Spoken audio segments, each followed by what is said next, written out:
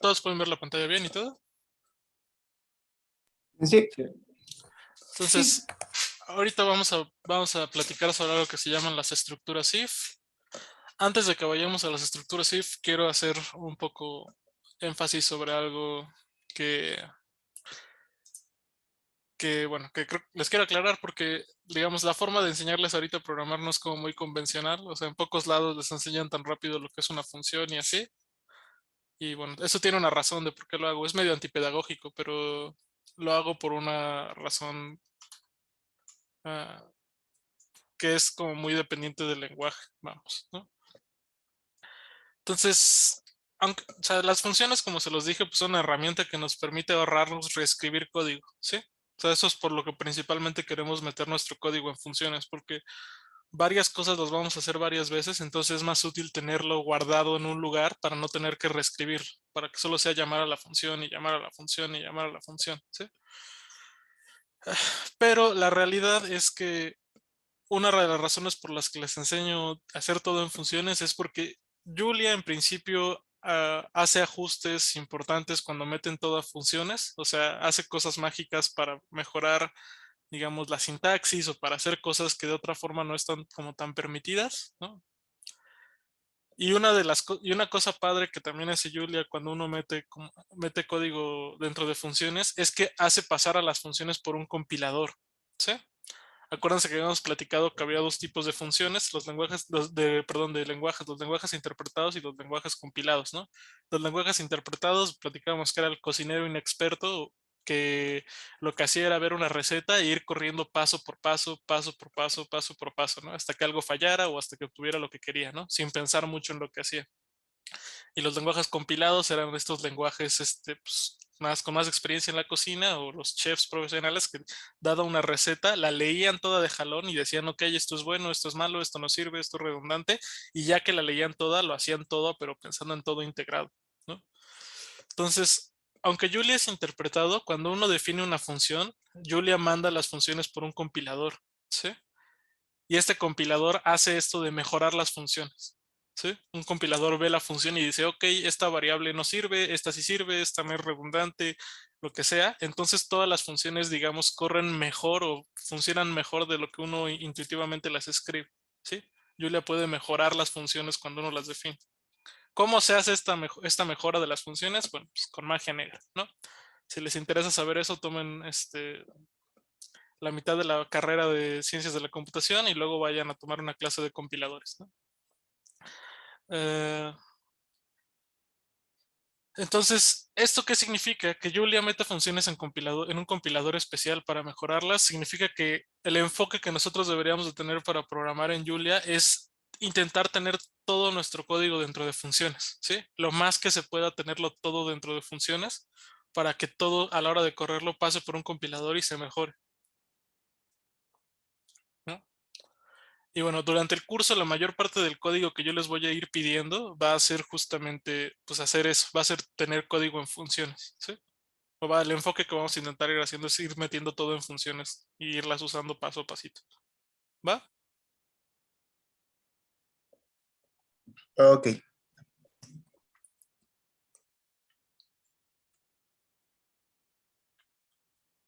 Ok, entonces, bueno, aquí ya les había puesto un ejemplo que se está renderizando medio mal, pero bueno, no hay de otra ahorita para ver. Déjame ver si cambiándole una cosa vamos a hacer que se renderice bien.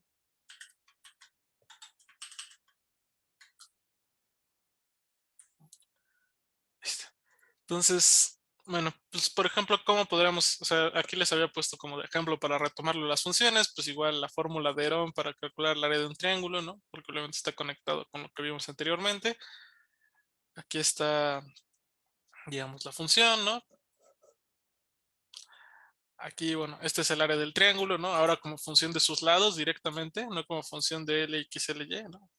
Entonces, si dan A, B, C, pues lo pueden calcular así, ¿no? Como habíamos visto. S es un medio de A más B más C, ¿no? Y el área es la raíz cuadrada de S por S menos A, por S menos B, por S menos C, ¿no? Lo mismo que habíamos visto hace rato, solo que ahora los parámetros de la función son directamente los lados del triángulo, ¿no? A, B, C, no los tengo que calcular, ¿no? porque en el otro caso era para otro problema. Entonces, bueno, pues es un ejemplo de función sencilla.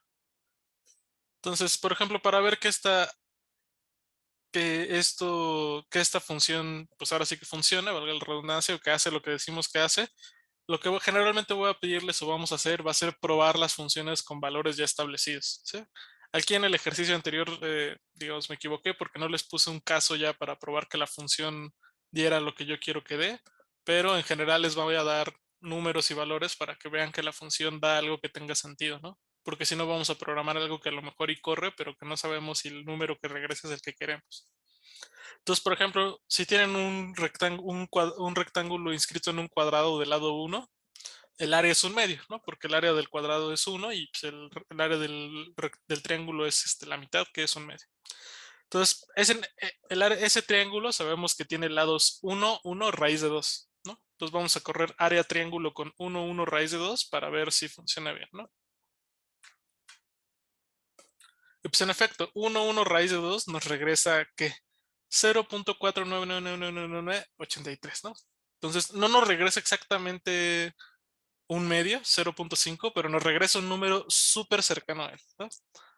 Tan cercano que, bueno, pues prácticamente podemos decir que es el mismo, ¿no? ¿Por qué no lo regresa exacto? Pues ya hemos platicado de este problema de la aritmética punto flotante, etcétera, etcétera, etcétera, ¿no? Bueno, entonces esto solo era como un repasito de la clase pasada, ¿no?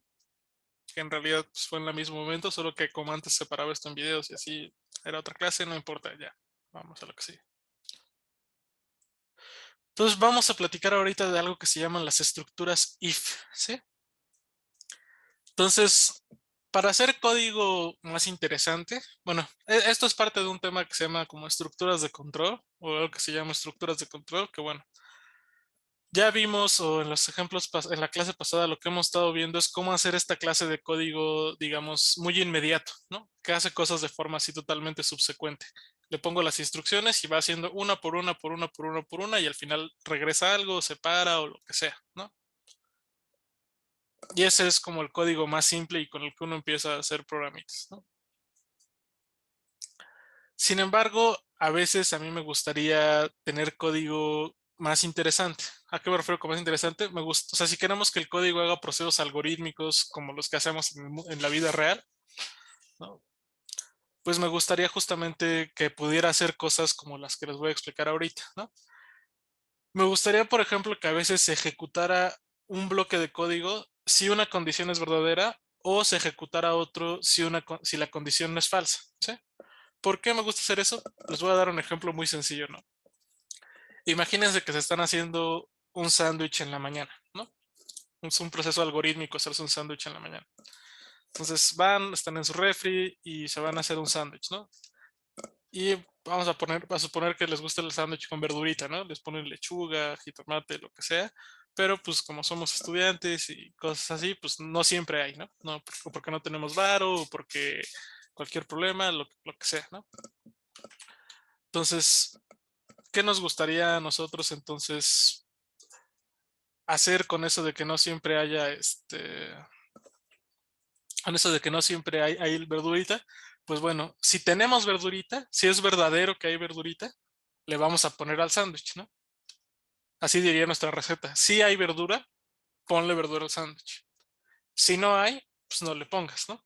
O no hagas nada. Entonces, en la receta, digamos, de hacer el sándwich, pues justamente, ¿no? Habría que poner, si hay tal cosa, ponle, pero si no hay, no hagas nada, ¿no?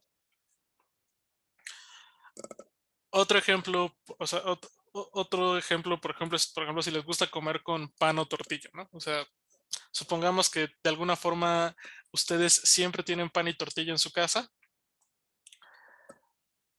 pero les gusta más la tortilla, ¿no? Entonces, a la hora de comer, ¿ustedes qué hacen, no? Su mente dice, sí hay tortilla, si es verdadero que tengo tortilla, pues voy y agarro tortillas para comer, ¿no? Ahora, en caso contrario, que no hay tortilla, yo sé que al menos tiene que haber pan, entonces agarro un pan, ¿no? Entonces, en su algoritmo interno para comer, ustedes funcionan así, ¿no? Si hay tortilla, agarro tortilla, si no, hay pan y agarro pan, ¿no? Sí, todo queda claro a qué me refiero con esto de las estructuras condicionales o de las instrucciones condicionales que uno hace en procesos algorítmicos. Sí, sí. Sí. Entonces, nos gustaría que el código pudiera hacer eso, ¿sí?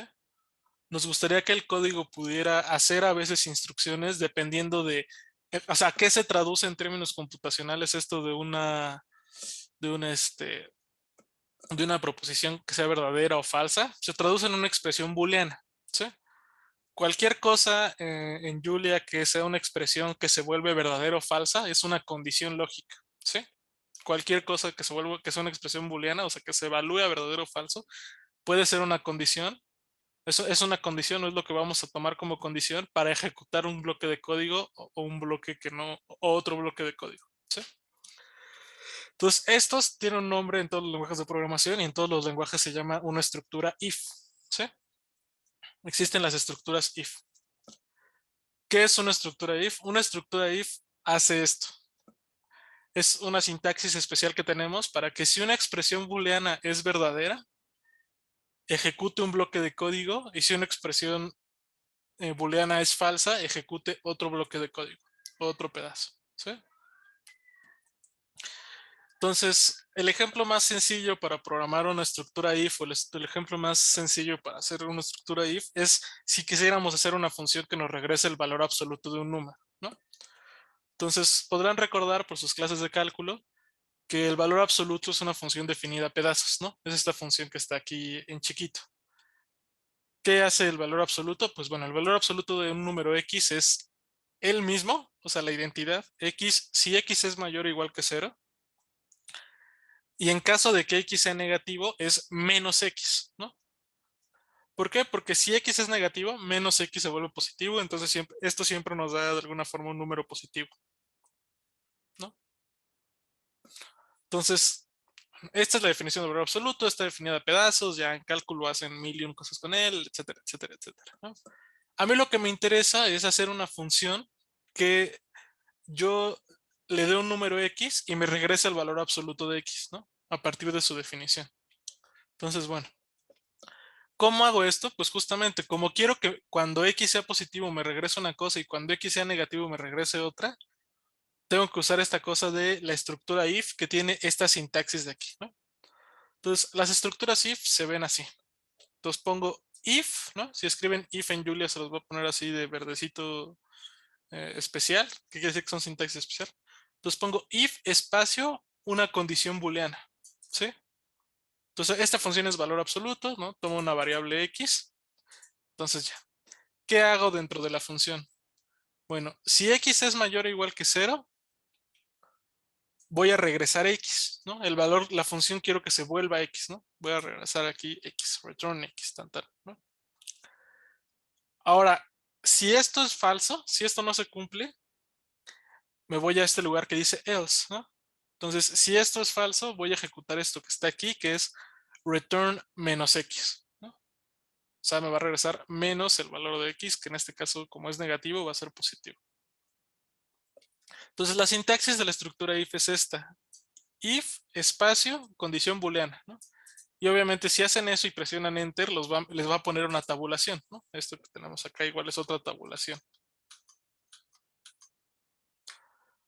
Entonces, acuérdense, las tabulaciones no las necesita estrictamente Julia, o sea, Julia entiende el if sin la tabulación, o sea, Julia también entiende esto, pero siempre es bueno ponerlas, ¿sí? Siempre pongan tabulaciones, siempre, esta práctica de poner tabulaciones se le llama identar el código.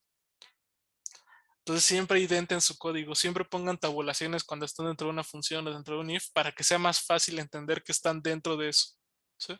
Si no, no es claro que están dentro del if o que están fuera del if o dentro de la función, etc. ¿Alguna duda con esta sintaxis?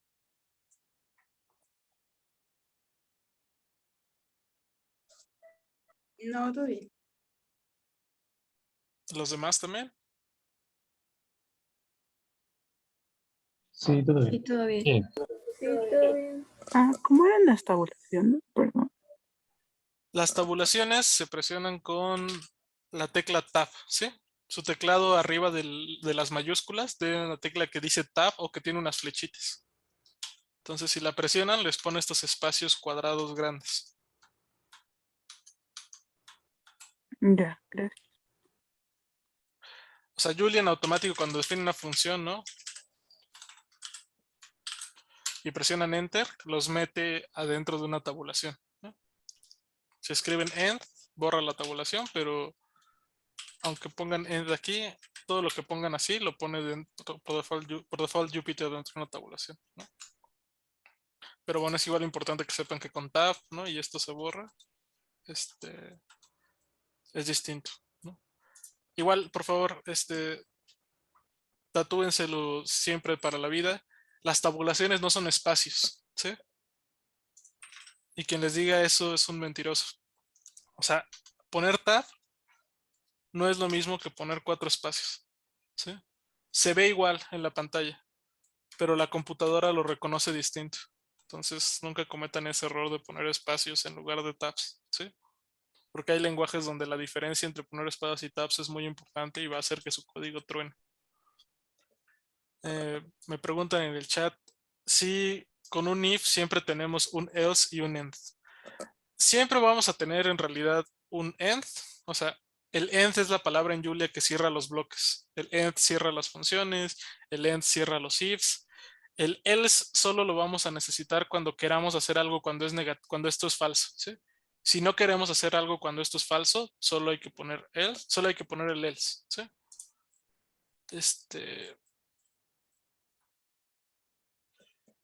Ok, entonces nos pregunta Rodrigo, ¿es necesario los return en if y else?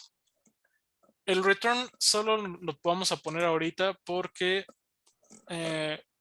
porque queremos que la función se pare o que no, o porque es parte, digamos, el return es parte de la función, ¿sí? O sea, lo que el return dice es, si x es mayor o igual que 0, pongo aquí return x y ya. Y esto me regresa x y se acabó la función. En cuanto llega el return ya no corre nada más y ahí quedó.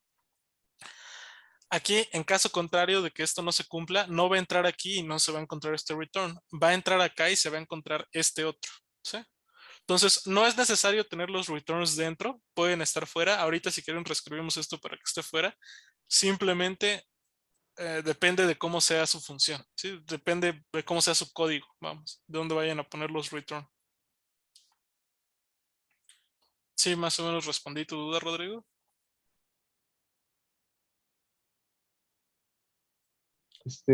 ¿No hay un equivalente a elif, como en Python? Sí, después lo vamos a ver.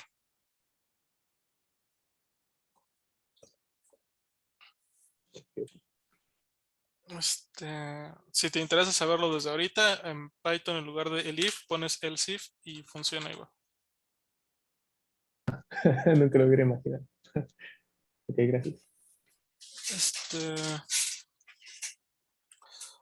Ok, entonces vamos a correr esta función, ¿no? Valor absoluto, ya la corrimos, la definimos y bueno, valor absoluto de -3. Ahí está, -3. Nos imprime 3, ¿no? X es igual al valor absoluto de -3, nos imprime esto 3, ¿no? Valor absoluto de 20, de 29. Ahí está, ¿no? ¿Qué pasa si aquí en lugar de valor absoluto le pongo un string, le pongo Aldo? ¿Qué creen que vaya a pasar? Error.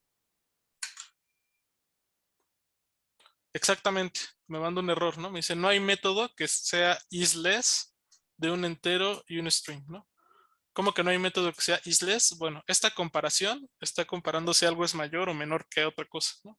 Entonces en realidad se llama isless. Esta sintaxis es abreviación de una función que se llama isless que verifica eso. Aquí si ven esto que dice el stack trace, me dice tu error está, aquí viene un montón de cosas, bla, bla, bla, bla, bla. Y aquí dice valor absoluto, ¿no? Tu error está en valor absoluto, que está en la celda que corriste en el lugar 3, en la línea 2, ¿no? Entonces me voy aquí a la celda que corrí en la tercera vez, en la línea 2, aquí está la comparación, ¿sí? Y esto es lo que me dice que está fallando si le pongo un string, ¿no? No entiende cómo comparar Aldo con 0. Entonces, bueno. Entonces, rápidamente, Rodrigo me preguntaba lo siguiente, ¿no? Rodrigo me preguntaba si era necesario poner el return dentro de la función. No es necesario, depende de cómo diseñamos la función. Vamos a hacer ahorita otra forma de hacerlo, ¿no? Valor absoluto 12, vamos a poner. Que tome una variable X, ¿no? Entonces vamos a hacer, por ejemplo,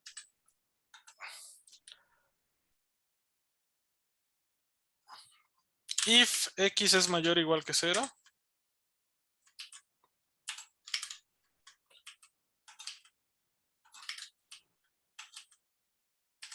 Entonces, si X es mayor o igual que 0, ¿qué va a pasar? Vean cómo pongo espacio y automático me pone la tabulación.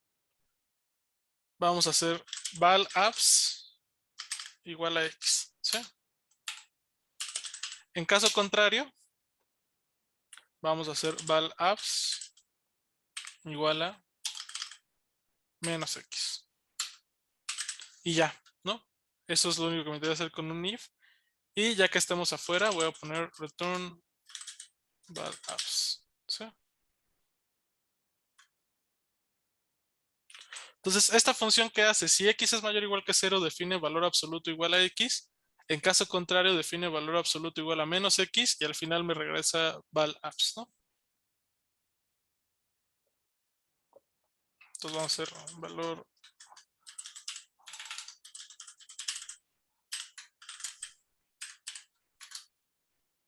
Entonces el valor absoluto 2 de menos 5 es 5, ¿no? Absoluto de 10 es 10, ¿no? Claramente valor absoluto 2 va a ser igual a valor absoluto sin 2, ¿no?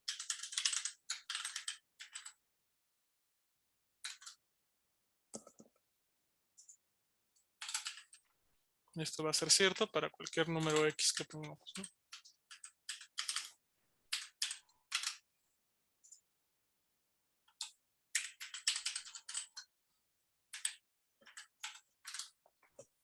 Entonces, esto de dónde poner los returns, les digo, depende de mucho de su. Depende de cómo quieran de cómo diseñan su código, ¿no? No es único ni es absoluto hacerlo de tal forma. Entonces ahí el if no te está convirtiendo lo que le metiste en un nothing. Porque o sea, el return lo estamos poniendo ya afuera del if. Sí, pero a ver, vamos a hacer, cuando tengan la duda, siempre hay que correr hay que leer el código como si fuéramos el intérprete, ¿sí? Entonces vamos a ver la primera función, ¿no? Return, ¿qué me dice? Return es una instrucción que me dice, que le dice a la función, vuélvete lo que hay aquí y para. Ya, no te fijes en lo demás. Vuélvete lo que hay aquí, evalúate a lo que hay aquí y ya no cheques nada más, ¿no? Entonces vamos a leer aquí valor absoluto de X, ¿no? Valor absoluto de 6, por ejemplo. Entonces valor absoluto de 6 llega y dice, if 6 es mayor o igual que 0, entonces evalúa, 6 es mayor o igual que 0, verdadero, ¿no? Entonces vamos a correr lo que está aquí adentro. ¿Qué dice que hagamos que lo que está aquí adentro? Regresa X, return X. Pum, ya, regresa X. Ya lo demás no me interesa, se acabó y por eso me vuelvo X, que es 6 y se acabó, ¿no? Ahora, por ejemplo, valor absoluto de menos 6 va a llegar y if menos 6 es mayor o igual que 0, no, eso es falso, ¿no? Menos 6 no es mayor o igual que 0. Entonces no corre esto de aquí. Busca, ¿hay un else? Sí, hay un else y llega acá, ¿no? Entonces llega acá y en el else que dice, regresa menos X. Bueno, entonces me voy a volver menos X, que es menos menos 6, y en este caso es 6, y regreso eso. Entonces, eso es lo que hace esta función. ¿Estás de acuerdo? Sí. ¿Qué es lo que hace esto de acá? ¿No? Vamos a hacer lo mismo ahora con la de acá. Valor absoluto de 2 de 6, ¿no? Entonces llego con 6. ¿6 es mayor o igual que 0? Sí, es verdadero. Entonces valor absoluto es igual a X. Valabs es igual a 6. Se acabó.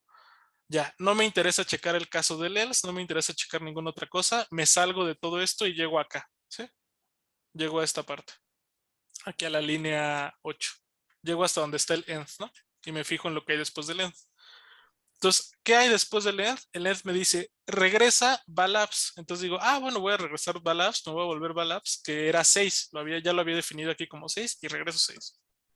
Se acabó, ¿no? ¿Qué pasa con valor absoluto 2 de menos 6? Lo mismo, ¿no? Llego aquí. ¿Menos 6 es mayor o igual que 0? No, es falso. Entonces no se corre este pedazo que está aquí en la línea 3.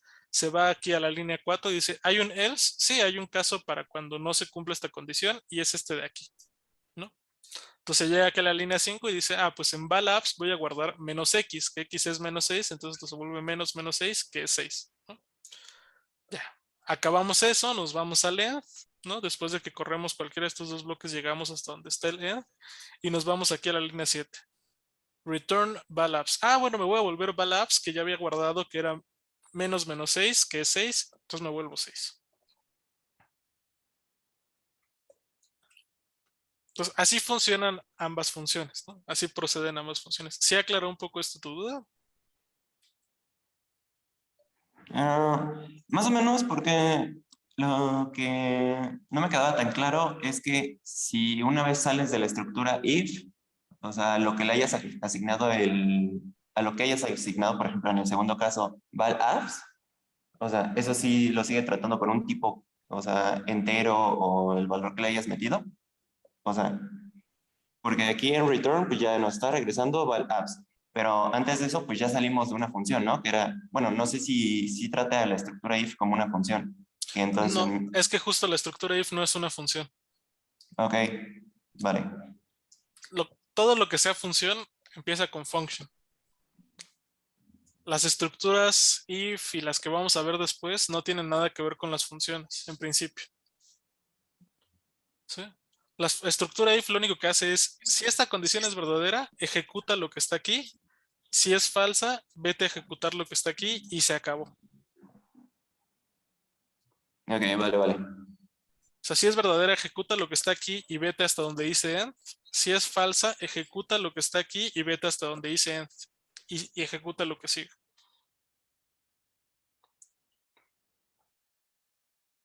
Ok. Yo tengo una duda. Ajá. Si en la primera de valor absoluto, la función valor absoluto, ya la habíamos ya habíamos dicho que x es igual a valor absoluto de un número y ya después en la segunda función estamos usando un x, es el mismo x que el pasado, ¿no? O sea, es el x que es valor absoluto de menos 5. Bueno, yo ya le puse menos 5, ¿no? Pero No, ¿no?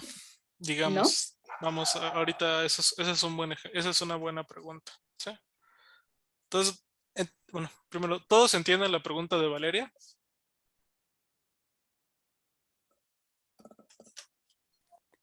O sea que la misma X continúa siendo el mismo valor o algo así. Valeria lo que me pregunta es lo siguiente. O sea, me dice, mira, Aldo, aquí pones valor absoluto de X, ¿no? Y aquí pones la función, lo que sea, haces lo que quieras dentro de la función. Pero aquí, en tu celda anterior, tú habías puesto que X era valor absoluto de 6. ¿Sí? ¿Por qué puedes aquí usar X si aquí ya habías dicho que X era 6, que era valor absoluto de 6? ¿Me explico? O Pero sea, no es aquí que utilizan X... una diferente variable. O sea, mm, sé que es la misma. ok, o Solo se sea, define temporalmente, ¿no? La Ajá, variable sí. de las funciones. Por ser una variable local, ¿no? a ver, con calma, chicos, con calma. Todos dijeron cosas acertadas, pero vamos a aclararlas un poquito. Vamos, la objeción de Valeria es válida, ¿no? Tiene sentido. Dice, Aldo, pero aquí ya habías puesto X, ¿no? ¿Por qué puedes volver a poner X aquí, ¿no? No, X ya era una variable, ya tenía un valor. Sí, entonces Valeria tiene razón, sí, X ya tiene una variable aquí, ¿sí? X ya tiene aquí una variable. Ya tiene aquí, perdón, un valor, ya está definida y todo. ¿Por qué puedo volver a definir esto y funciona? ¿Por qué puedo volver a poner aquí X entre paréntesis y no se confunde con esta de acá? ¿Sí?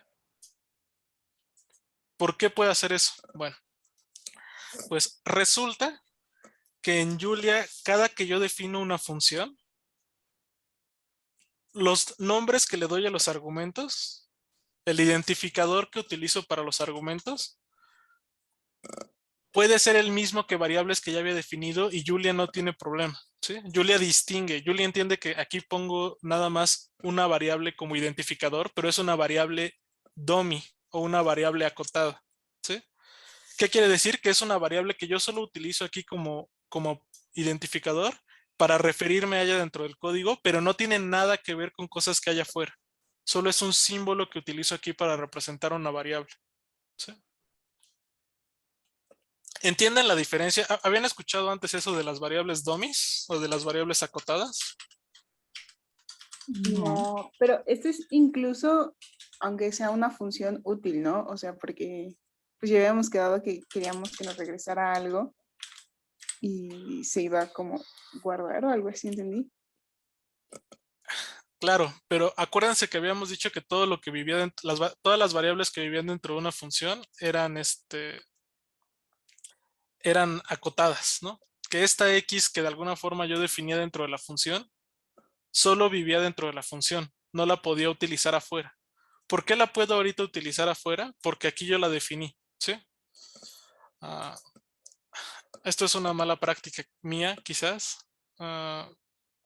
Vamos a reiniciar el kernel para que puedan ver a qué me refiero, ¿sí? Ahorita les explico por qué hay que reiniciar el kernel para que vean a lo que me refiero. Entonces, por ejemplo, bueno, se está tardando un poquito porque reiniciar el kernel toma tiempo, ¿no? Entonces ya aquí voy a correr área triángulo, había definido área triángulo y lo corro acá, ¿no? Entonces ya vimos que esta variable, por ejemplo, S, que existe aquí dentro de área triángulo, aunque yo lo corra, no existe, ¿sí? Me dice S no está definido, ¿no? Aunque yo aquí dentro de la función defina S, vimos que S no está definido afuera, porque todo lo que pongo dentro de la función existe solo dentro de la función, ¿sí? Lo mismo con A. A es una variable que solo existe dentro de la función, no vive fuera, es una variable acotada, ¿sí? ¿Todo claro con esto?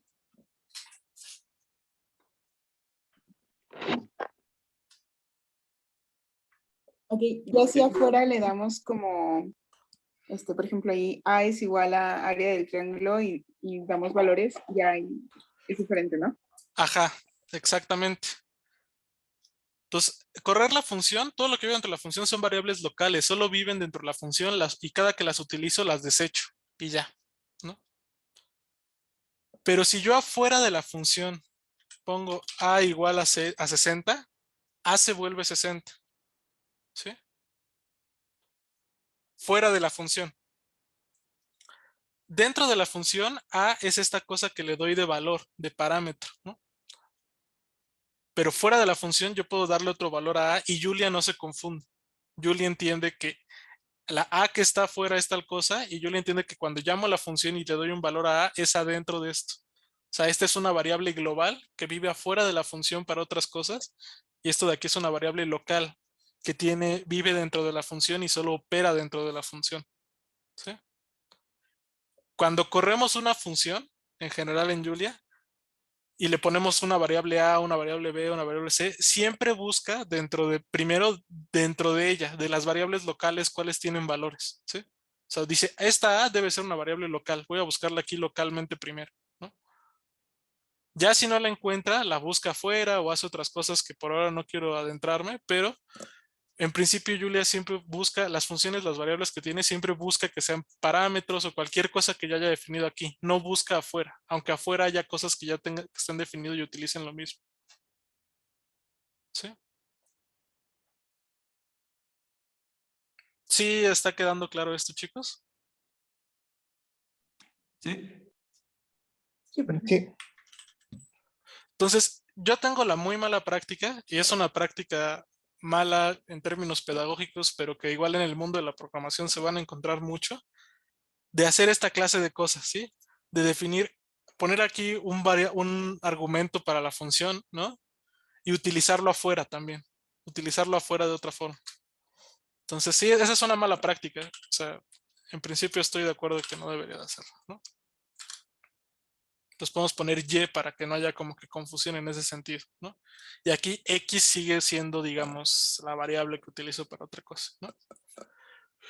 Pero lo más importante que se acuerden es que las variables que ponemos aquí, los nombres y los identificadores que le ponemos aquí, son solo variables dummies o acotadas o locales que se utilizan para trabajar aquí y para definir cosas aquí, no viven fuera, en principio. Si afuera tienen otro nombre o algo así, son independientes. Una cosa es la X que vive afuera y hace cosas y otra cosa es la X que está aquí como parámetro de la función. ¿Sí? Entonces, solamente les voy a poner un ejemplo muy simple. ¿Sí? Vamos a ver un ejemplo muy simple porque esto también sucede en matemáticas. ¿Sí? Y creo que en matemáticas es más fácil de entender.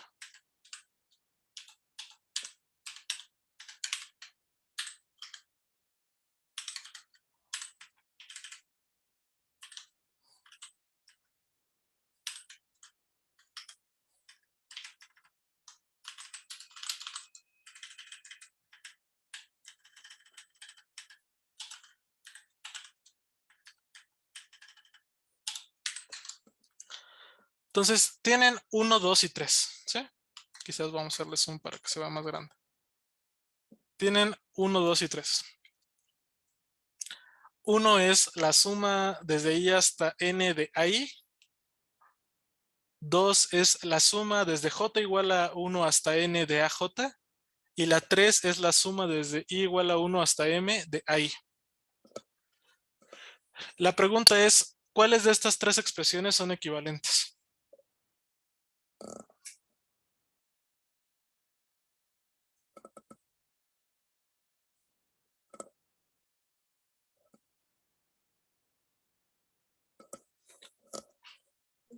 Las dos primeras, ¿no?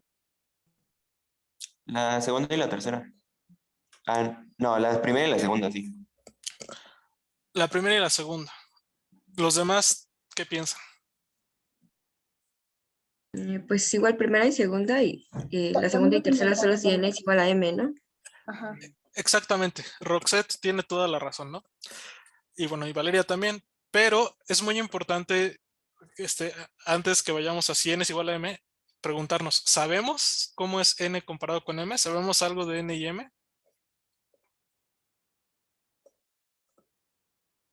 ¿no? No, entonces no podemos decir en realidad si 2 y 3 son iguales. Entonces, ¿qué quiere decir esto? Entonces, sabemos que esta cosa de acá, más bien, pues justamente si lo expandimos, se vuelve de esta forma, ¿no? A1 más A2 más AN, ¿no? El de abajo, en efecto, se vuelve lo mismo, ¿no? Y el de abajo, y el de hasta abajo se vuelve otra cosa, se vuelve hasta AM, ¿no? Entonces, los 1 y 2 son iguales, pero los de abajo no son necesariamente iguales, ¿no? Entonces, 1 y 2 son iguales, pero los demás, pero 3 no necesariamente, ¿no? Entonces, en este ejemplo, decimos que I y J son variables acotadas o dummies, ¿sí? Dummies en inglés que significa tonto, ¿no? O que no sirve. Esto porque son variables que se usan o que solo se usan para representar algo, ¿no? Pero ya sabemos cómo varían o ya sabemos qué valores van a tomar, ¿sí? Entonces, por otro lado, N y M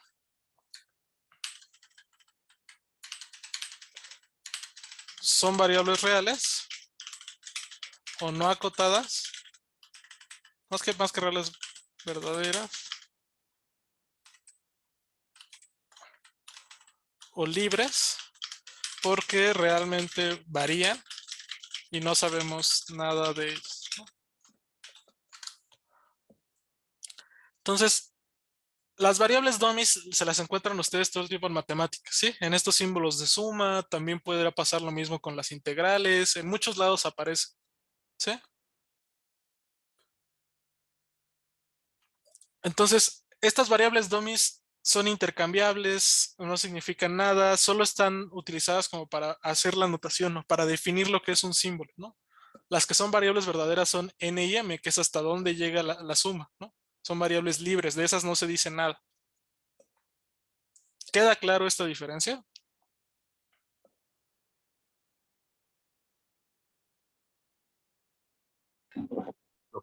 Queda claro. Sí. Entonces, los parámetros de las funciones, las x dentro de las funciones, son variables dummies, ¿sí? Son variables acotadas también. Solo se utilizan para tener cosas dentro de la función, ¿sí? Solo se utilizan como símbolos auxiliares para definir cosas dentro de la función y operar con ellos. Entonces, por eso pueden tomar cualquier valor, por eso no se confunde, por eso Julia entiende que estos, cuando pongo aquí la x, no piensa, la variable x fuera. Sí, también les dicen variables mudas, como dice las acotadas.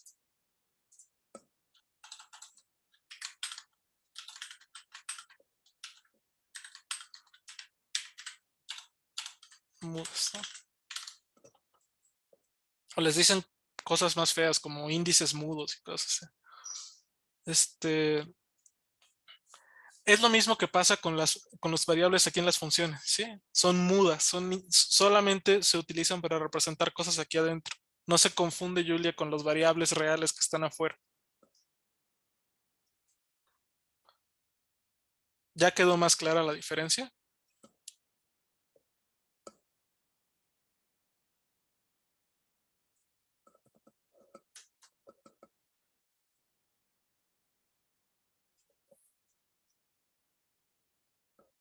Ok, entonces siempre recuerden eso, ¿sí? Siempre recuerden que todo lo que pongo aquí como parámetro en una función y todo lo que defino adentro es mudo, vive dentro de la función y es local aquí. Y Julia, en principio, no se confunde con lo que está afuera, ¿sí?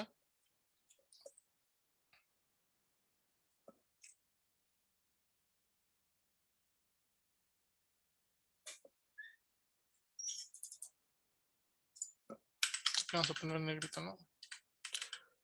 Las variables dentro, las variables que se utilizan como argumentos de las funciones son variables acotadas, ¿sí? Son variables dummies. Y Julia las puede diferenciar de variables real, de otras variables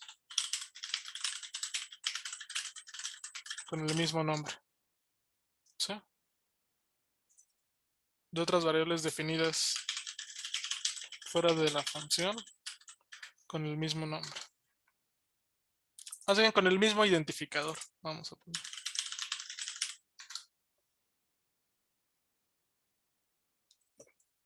¿Todo bien hasta acá?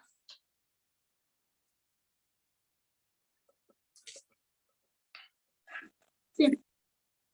Yo solo tengo una duda en la función 2. ¿Podríamos revisar un momento, por favor? Ahí, ajá.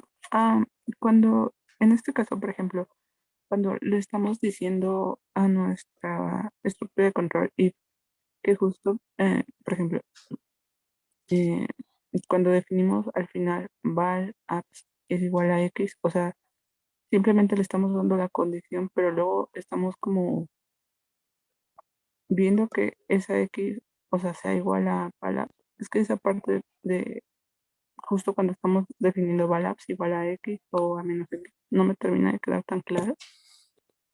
Entonces, acuérdate, la forma más sencilla de pensar, de hacer esto es vamos a hacerlo línea por línea, ¿no? Entonces, vamos a suponer que hago valor absoluto de -9 o de valor absoluto de 9 primero. Entonces, valor absoluto 2 de 9, ¿qué va a hacer? Primero checa si 9 es mayor o igual que 0, ¿no? Luego, ¿9 es mayor o igual que 0? Sí, es verdadero. Entonces va a entrar a este bloque que está aquí adentro. va a entrar a esto que está aquí de valabs igual a X, ¿no? Ok.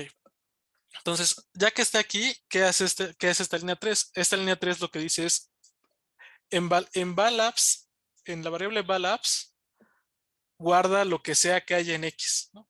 Lo que sea que haya en esta X que le dimos de argumento a la función, ¿no?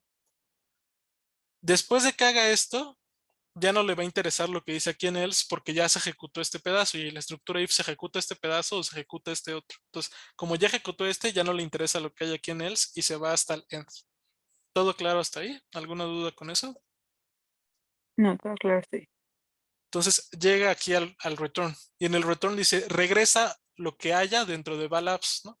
Como ya había llegado aquí a valabs igual a X, aquí va a decir, ah, claro, valabs era igual a X. Yo me acuerdo que valabs era X y X yo me acuerdo que era 9, entonces voy a regresar 9 y se acabó la función.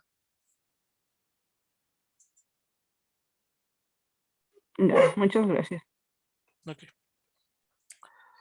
Entonces, bueno. Nada más para terminar, vamos a ver rápido un ejemplo sencillo y ahorita los dejo con Cristian para que puedan seguir haciendo los ejercicios, ¿sí? Vamos a ver esta función que se llama problemas curso, que toma el número de alumnos y el número de sillas, ¿no? Entonces vamos a añadir aquí un comentario.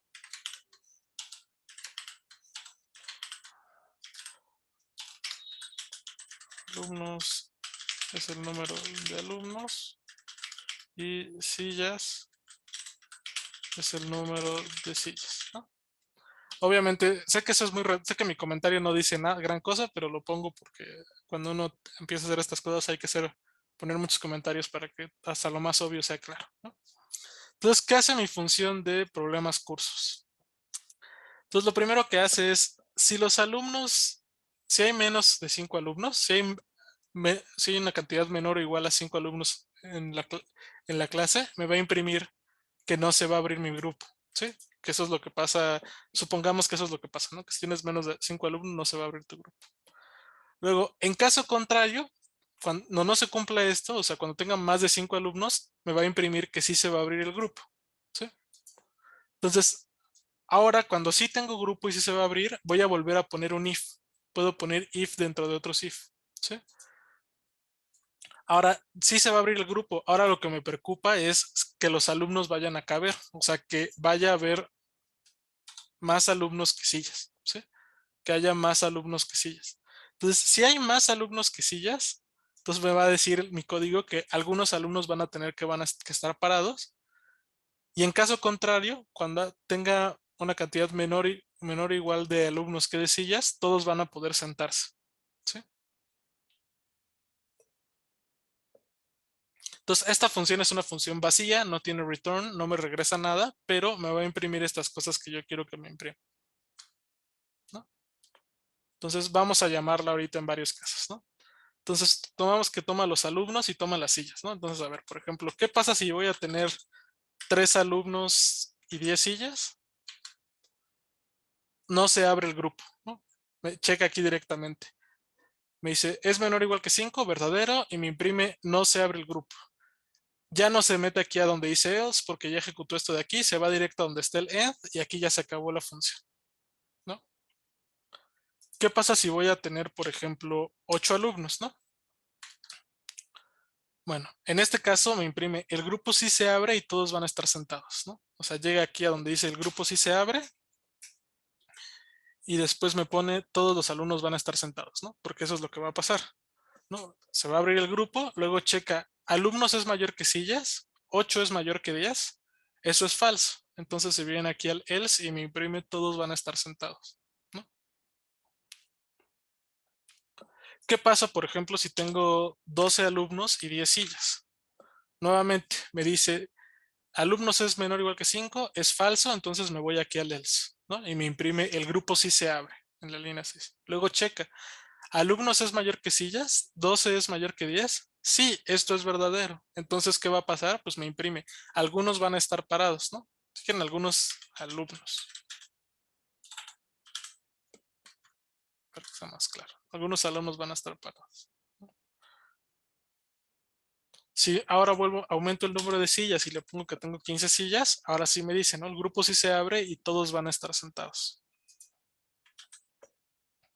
¿Queda claro cómo es que corre esta función?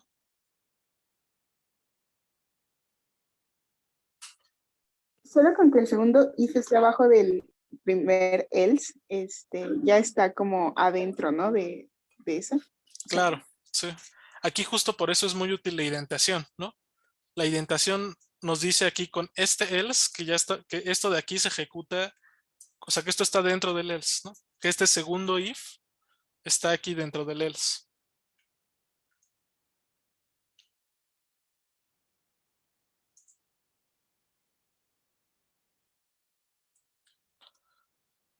Entonces,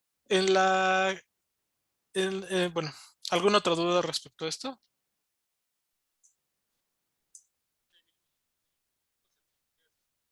No, todo claro.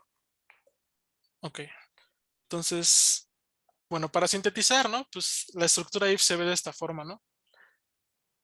If, expresión booleana, las instrucciones, y aquí pueden poner un end, ¿sí? De tal forma que esto solo se va a ejecutar si la expresión booleana es true, ¿sí?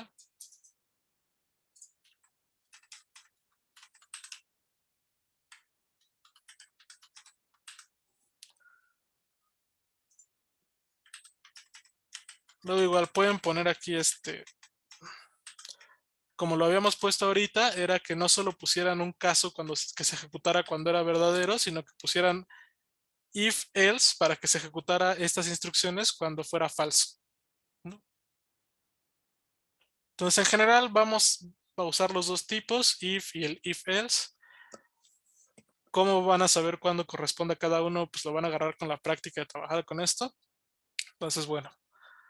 En el Classroom les puse aquí una presentación sobre las estructuras ifs, ¿no? Pueden verlas si quieren, hay unos ejemplos de programitas, ¿no? Están los que hicimos ahorita, etcétera, etcétera. Pueden verlos, hay varios ejemplos, pueden intentar hacerlos, etcétera, etcétera, ¿no? Igual aquí vienen unos cuantos ejercicios que, bueno, hay uno para repasar las funciones, otro para hacer otras cosas, etcétera, ¿no?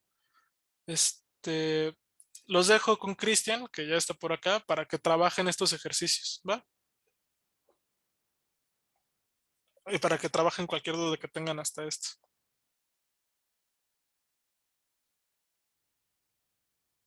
Entonces, Cristian, ¿estás por acá? Sí, hola, ¿cómo están? No. Entonces te voy a hacer host, Cristian. Bien, bien, bien. Ya eres host ahora. Y bueno, pues los dejo con Cristian para que con él vean todas sus dudas y trabajen los ejercicios, ¿va?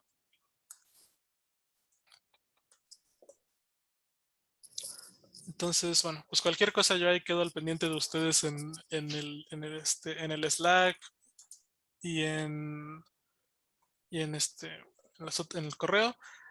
Chicos, si en general hacen ejercicios o hacen cualquier cosa y quieren como que se los revisen con cuidado y los vean bien, escríbanle porfa a Cristian o a Leo, ¿sí? Porque digo, yo también les puedo revisar los ejercicios, pero creo que es mejor que con ellos se acostumbren a hacerlo, ¿sí? Porque es con quienes lo van a hacer más a fondo y sobre todo porque ellos van a calificar sus tareas, ¿no? Entonces, digo, no vaya a pasar que yo les digo como que algo no está bien y ustedes lo hacen de cierta forma y luego a ellos no les gusta, porque pues van a tener que arreglarse luego conmigo y así, entonces va a ser un desbarajuste, mejor hablen con ellos que ellos van a calificar sus tareas, ¿no? Para esa clase de cosas de sus ejercicios. Pero bueno, pues ya, los dejo con Cristian. Si tienen dudas teóricas, por ejemplo, si tienen más bien dudas teóricas de sintaxis o de cómo hacer algo o algo así, si quieren ahí sí vayan conmigo, ¿no? Y yo pues ya les puedo dar información al respecto. Ya, mucho palabrerío, los dejo con Cristian y bueno, mucha suerte con él. Cuídense y nos vemos el viernes. Gracias. Nos vemos. Bye, Nos vemos, gracias. Nos vemos.